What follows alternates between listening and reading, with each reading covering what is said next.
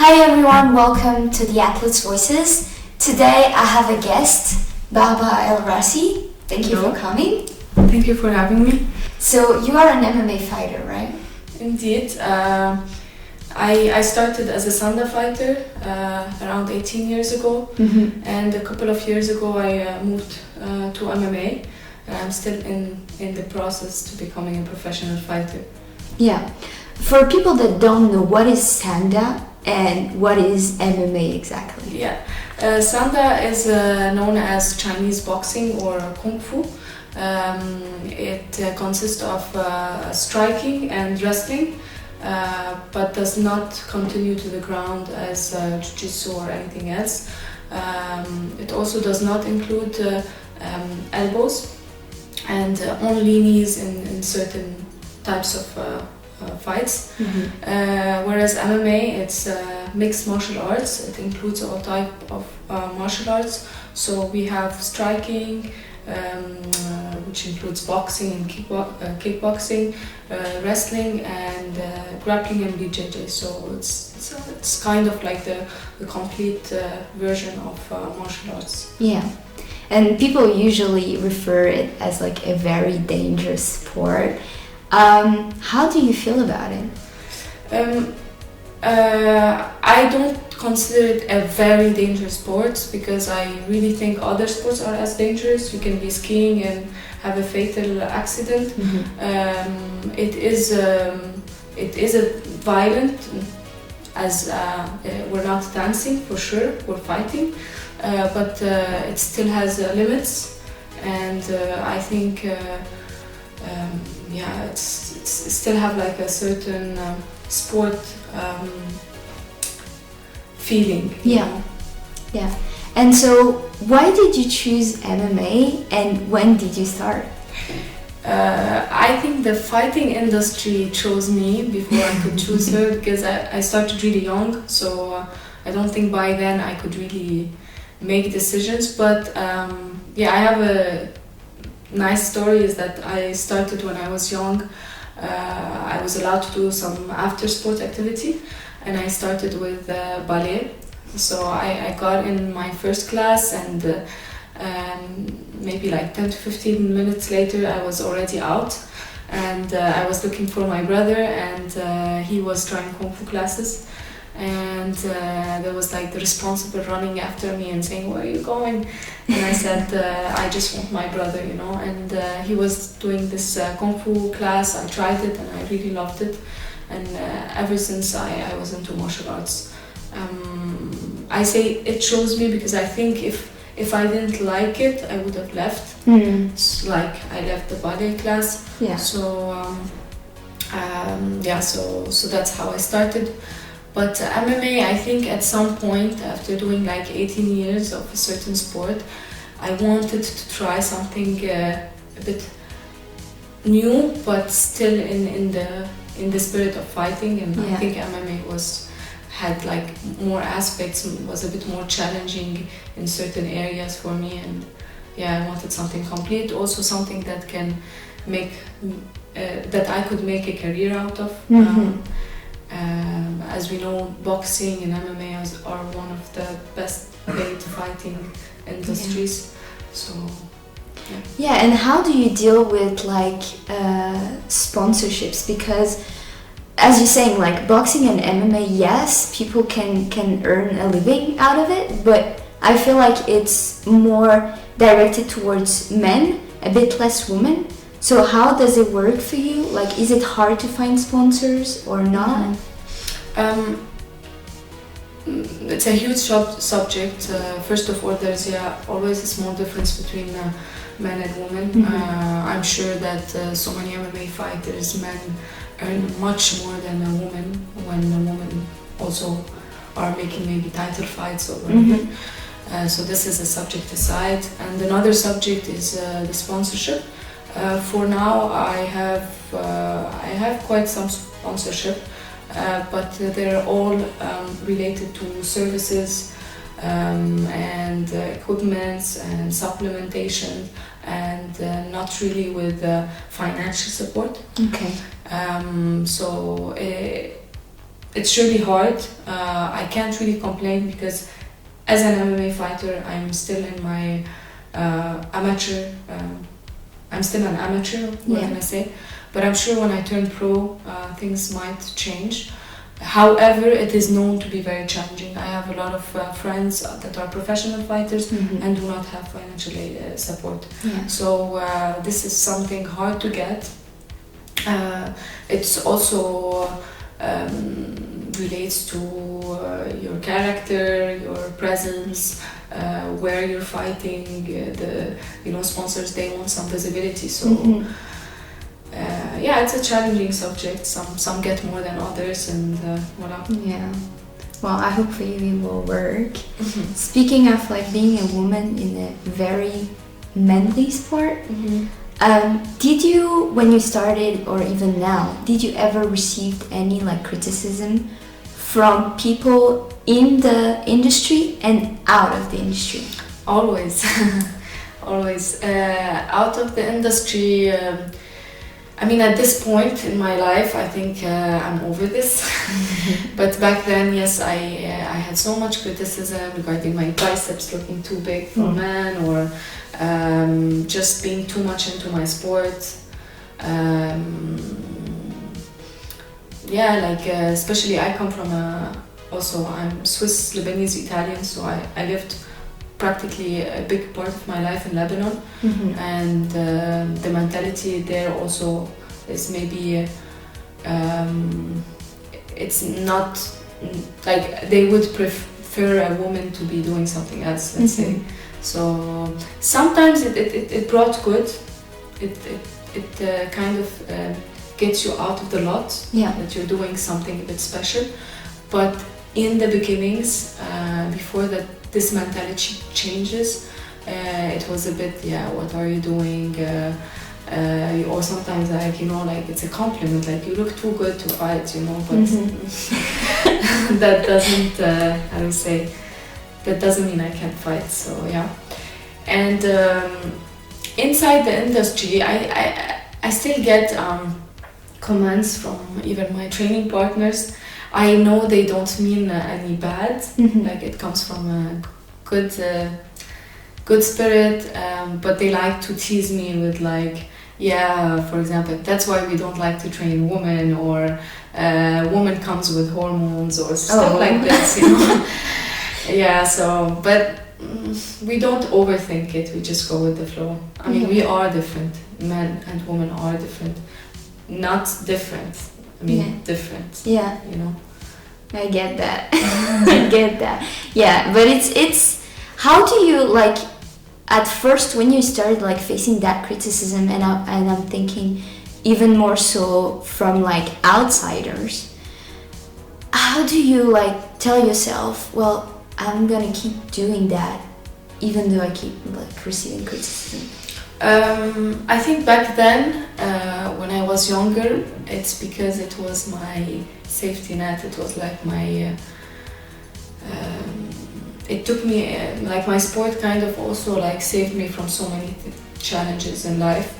So whenever I felt bad, whether it's like criticism or anything, I felt like it got me more into my sports.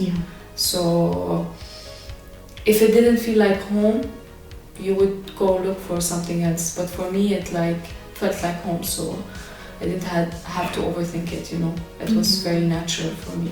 Yeah. And how do you like you mentioned it quickly, like about the women come with hormones and stuff like that. How do you deal like having periods and fighting? I am lucky not to have extreme pains and extreme symptoms like other people. So I normally just train normally. It does affect your mood. Personally, it does. Like I see it affects more my mood than my training. Okay.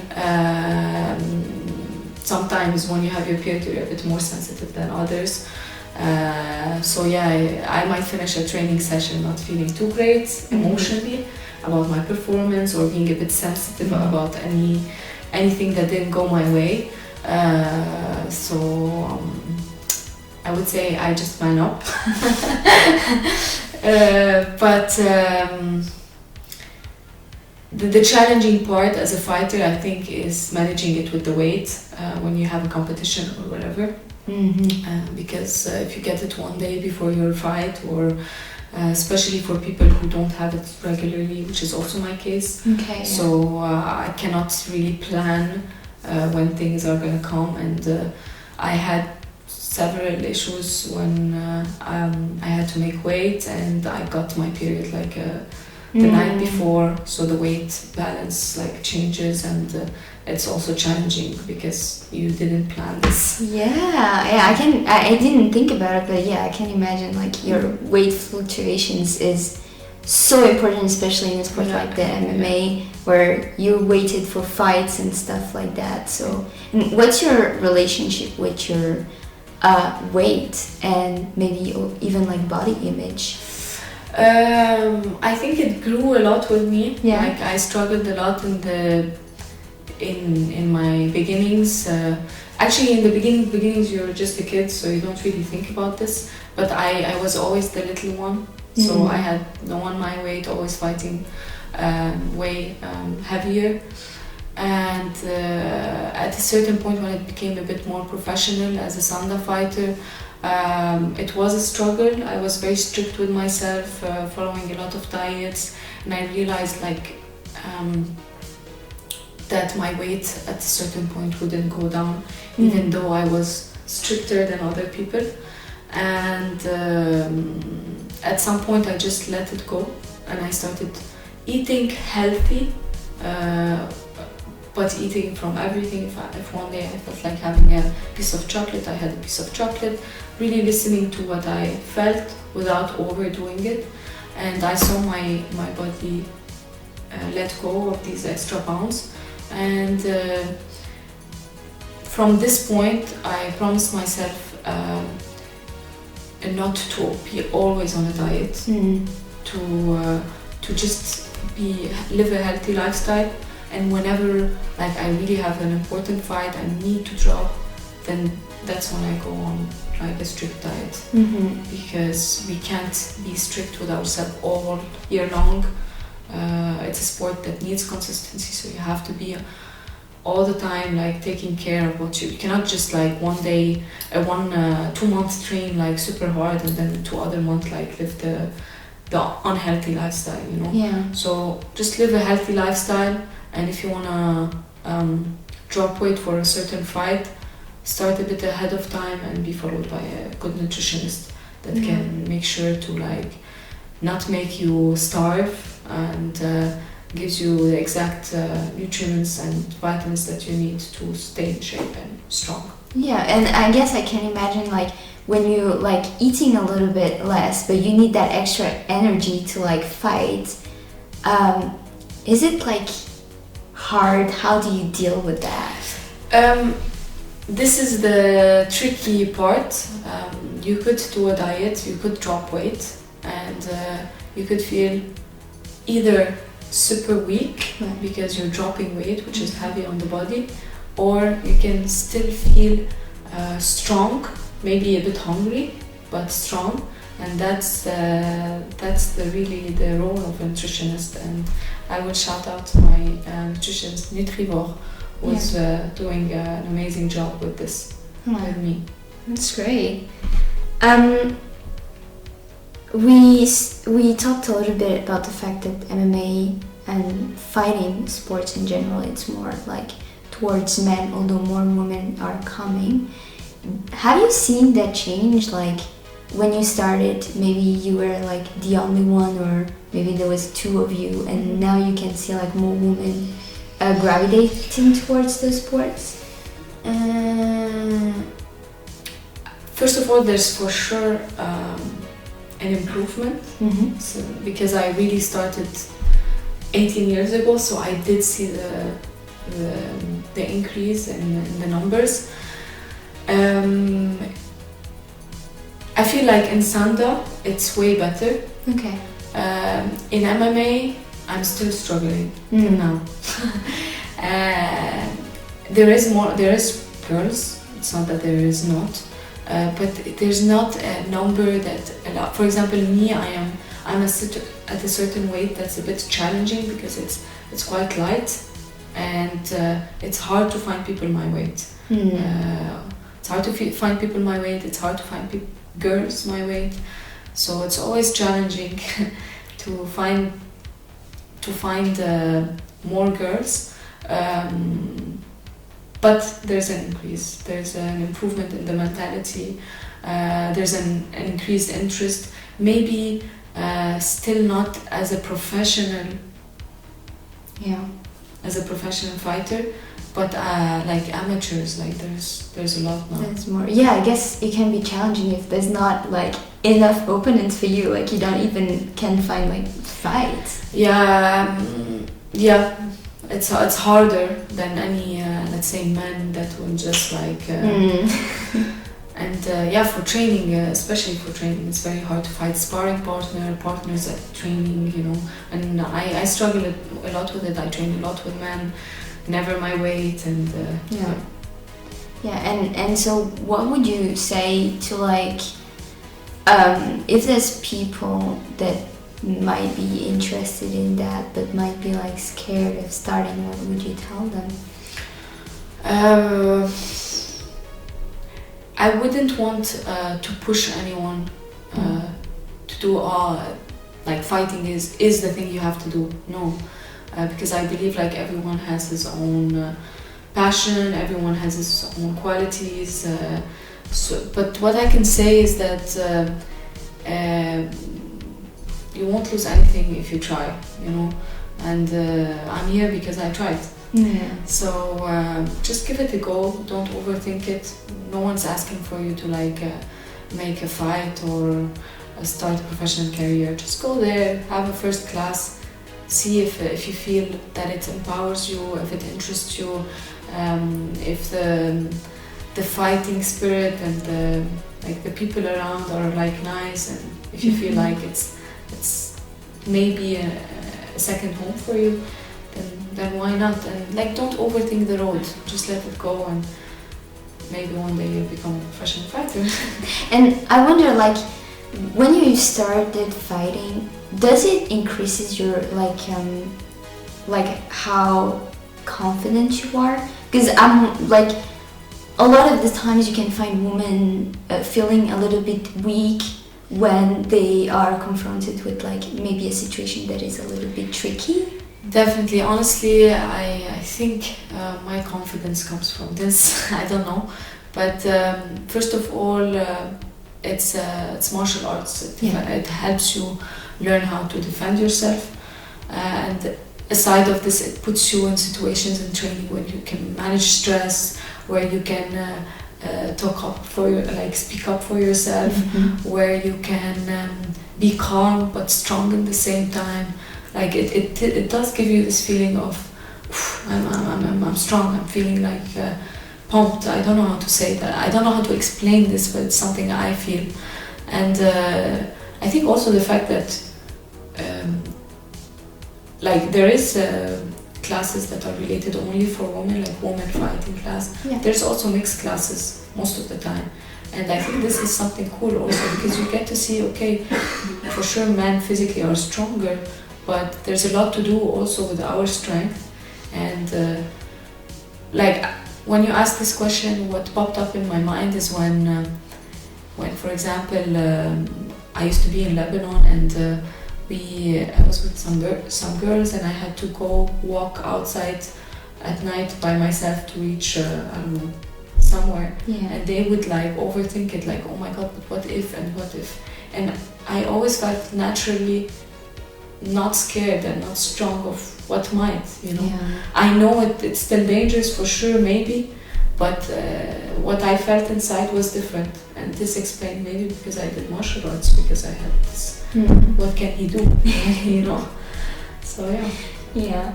And before we end, like, I was wondering, what like are your future goals? Like right now, are you training for something specific? Maybe in 5 years time, where do you see yourself? Wow. There's a lot of dreams and goals. Now I have the Sanda World Championships happening in Texas mid-end of November. So in between I took some boxing, kickboxing fights to just get back on the ring with the striking part, because the last year I was really focused on wrestling. And as you can see, to be an MMA fighter you have to be complete. That past year was a lot of training different types of sports. The goal is after the World Championships in Sanda to refocus on MMA, work a bit my ground, and start a lot of amateur fights as much as possible for the next year, until I feel ready and I will turn pro. It might take 1 year only, and it might take 2. I will not rush into it, because in MMA the record is very important. Yeah. So you cannot just when you turn pro, every fight you lose is counted. So I don't want to rush into it. I want to play it smartly, take my time. The goal is to be an MMA fighter, a professional MMA fighter. I'm not close to any possibilities with boxing too. Maybe also a professional boxer. Okay, great. Well, thank you for coming to the podcast. Thank you for having me. It was nice talk.